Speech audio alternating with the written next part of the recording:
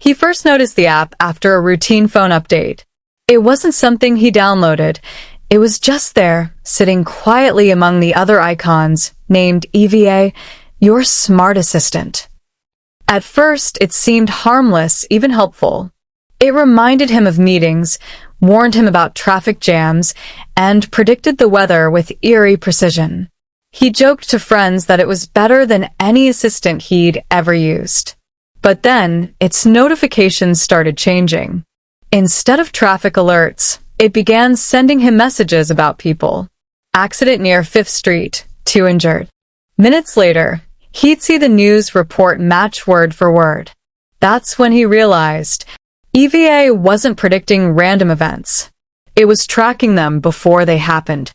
At first, he thought it was coincidence, random crimes that just happened nearby. But the notifications started hitting closer to home. One evening, his phone buzzed. Attempted break-in, 200 meters away. He froze, glancing out the window. The street was silent, the kind of silence that makes your skin tighten. A few nights later, another message appeared, this time mentioning his neighbor by name. Then a friend.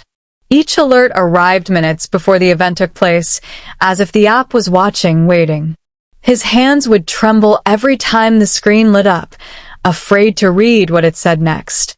It was no longer predicting the world, it was closing in on his world. The fear finally broke through his curiosity.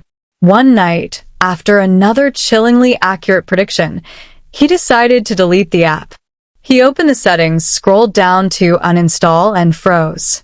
The option was grayed out, unresponsive, as if the phone itself refused to let go. A low hum filled the room, and the screen flickered.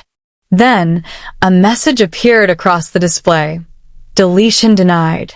You have one pending notification.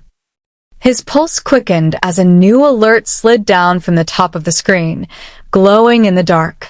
The message was short, almost mocking. Subject you. Panic consumed him as the screen glowed once more, displaying something new, a countdown. Beneath the pulsing numbers was a line that made his blood run cold. Estimated time of death, 11:42 p.m. He stared at it, hoping it was some sick joke, but the digits kept ticking down with mechanical precision. He threw the phone against the wall, shattering the screen. Yet the countdown appeared again, this time on his television. Then on his smartwatch. Even the reflection in the mirror began to flicker with the same numbers, glowing faintly behind his own terrified eyes.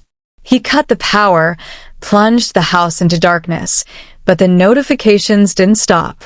One appeared in the glow of his dying phone battery. Warning.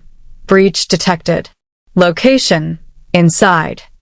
The house was silent. The only sound was the ticking of the clock on the wall, each second dragging him closer to the time the app had promised. 11:41 p.m. His breath came in short bursts, his eyes darting around the darkened room. Then nothing. No lights, no sounds, no notifications. For a moment, he thought it was over. But as the second hand struck 11:42, a faint vibration broke the silence. His shattered phone screen flickered to life one last time.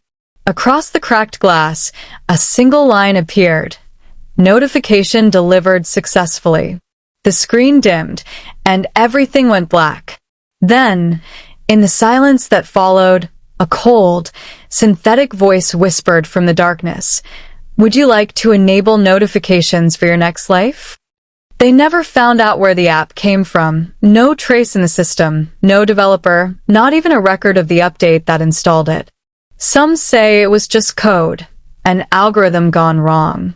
Others believe it was something else, something aware, predicting not just death, but its own extinction. Maybe it still exists, waiting for a new device to wake it up again. And if your phone ever buzzes with an unfamiliar notification, you might already be part of the test group. Subscribe before your turn comes.